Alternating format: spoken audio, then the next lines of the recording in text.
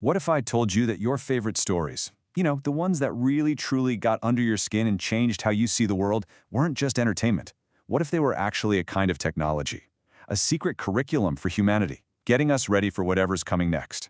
Yeah, let's get into it. So, we've all heard authors say something just like this, right? It almost sounds like a cliché. The story just poured out of me, or the characters just took over. We kind of nod and accept it as this mysterious, artsy part of the creative process. But what if it isn't just a quirk? What if this thing that so many creators describe is actually a breadcrumb trail? A clue that leads to something way, way bigger about what fiction is really for? That's the question we are diving into right now. First things first, we gotta look at the how. If creators are getting these downloads, what's the mechanism? How does it actually work? This first part is all about breaking down this idea of a secret transmission. And right here, this is the first big mental shift we have to make. The core idea is that when a creator says, "The story just came to me," we should take them at their word. Literally. It's not a pretty metaphor for their subconscious working overtime. It is a direct, unfiltered description of an experience, the experience of receiving something. And this something has a name, Prima Materia. You might have heard it from alchemy, but here, think of it as a technology. It's like a raw, uncompressed data packet of pure information, beamed from a higher level of awareness directly to artists who are tuned into the right frequency. Their job? To act as translators, to shape that raw data into stories, movies, and games that we can all digest. What's really wild is that this isn't seen as some random fluke. It's a deliberate process, a protocol. It goes like this. Step 1. A need is identified in our collective. Step 2. The information packet is sent. 3. A creator grabs it and wraps it up in a great story, kind of like a Trojan horse. 4. We all consume it as entertainment. And 5. Without even realizing it, our collective consciousness gets a major upgrade, all while we're just munching on popcorn. Okay, so if there's a delivery system, that means there's content being delivered. There's a curriculum. So what exactly are we being taught in this grand school of entertainment? All right, the first lesson plan is all about preparation. You could call it soft disclosure. The goal here is to get us comfortable with reality-shattering ideas before they happen for real. So a movie like Contact isn't just a drama, it's a primer on first contact protocols. The Matrix gets us used to simulation theory.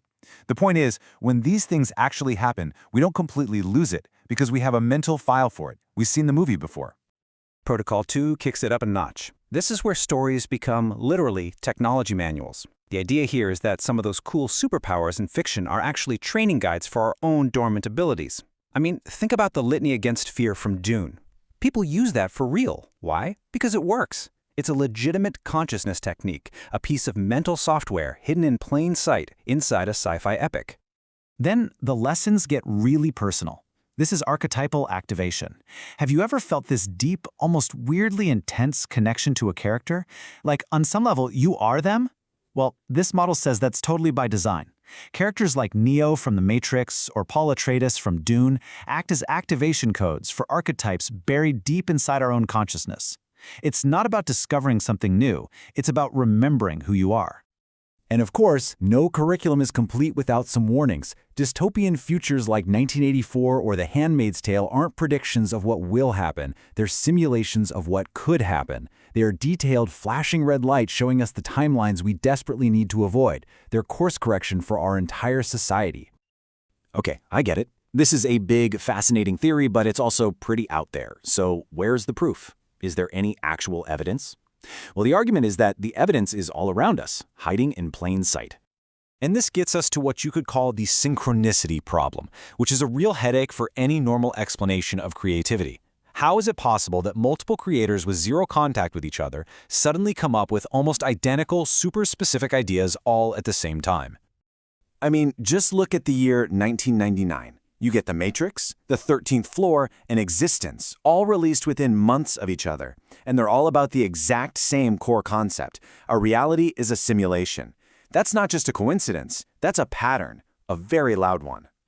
So you've got two ways to explain this. The conventional answer is zeitgeist, the spirit of the times, which is fine, but it's super vague. The consciousness tech model gives a much more precise explanation. It was a mass download event.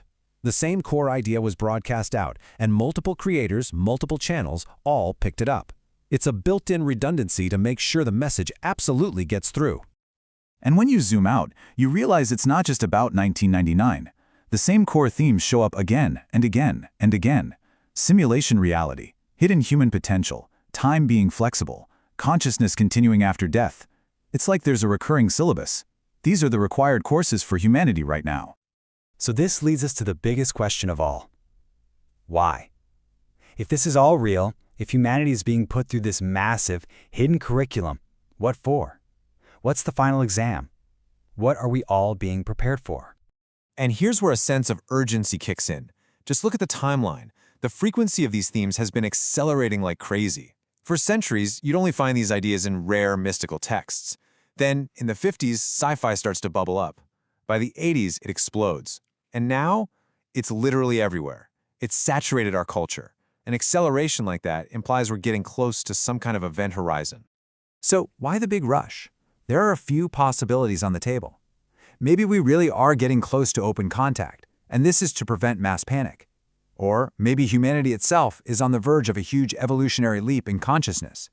Or maybe we're at a crossroads, and these stories are tools to help us choose and lock in a more positive timeline. And, it's probably all of the above. All of this points to one single, paradigm-destroying conclusion, a simple equation. Fiction equals remembering, disguised as imagining. What if when we create, we're not making things up? We're just remembering things from other timelines, other lives, or from the future. So, if this is resonating with you, what do you do with it? How do you go from being a passive audience member in this grand cosmic play to an active, conscious participant? This last part is the practical guide. And this is where it gets super meta, so hang on.